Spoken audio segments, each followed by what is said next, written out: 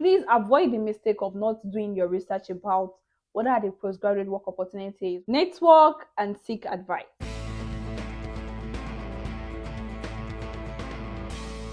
Hi guys. So in continuation of where we stopped the last time, talking about mistakes to avoid before hitting the submission button on your application. The first one I'll be talking about today is ignoring English proficiency requirements. Most schools, they require the language proficiency requirements, the TOEFL, the Duolingo, IELTS, you get it. So those are test scores, right? And some schools, they can probably, if your country is an English speaking country, they can just ask you for probably a statement or a certificate just to show for that, or probably just exempt your country from the list of students that are supposed to submit the English proficiency requirements.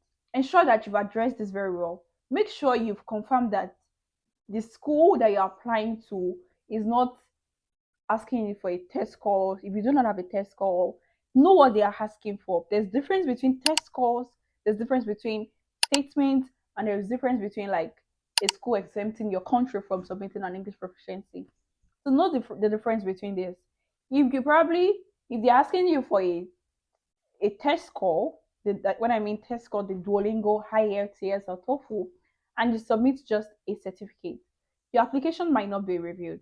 So that means you just wasted your time. So avoid that mistake. That is very important. Okay. The second one is not seeking strong recommendations. As much as your academic CV, your statement of purpose is important, your recommendation letter is also important. In fact, I have had instances of certain application whereby your recommendations carries about 40%. So avoid this mistake of just walking up to people that do not know you or you don't have a relationship with someone. Avoid that mistake.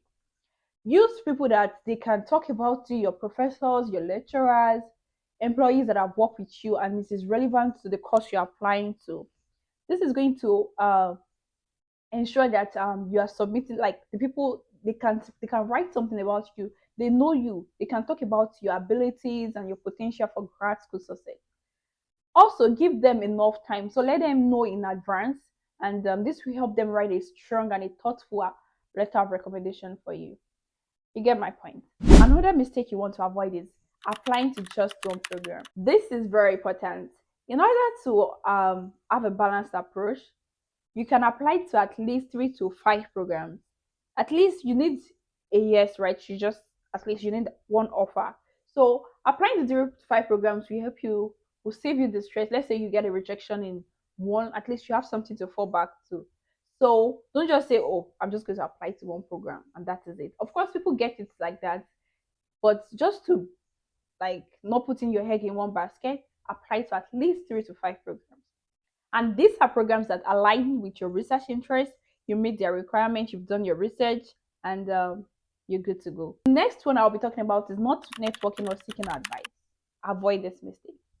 Networking is very, very important. In fact, as a prospective graduate student, I would advise you to network as you are applying. Okay, you can always network with current graduate students or people that have gone through the application process successfully.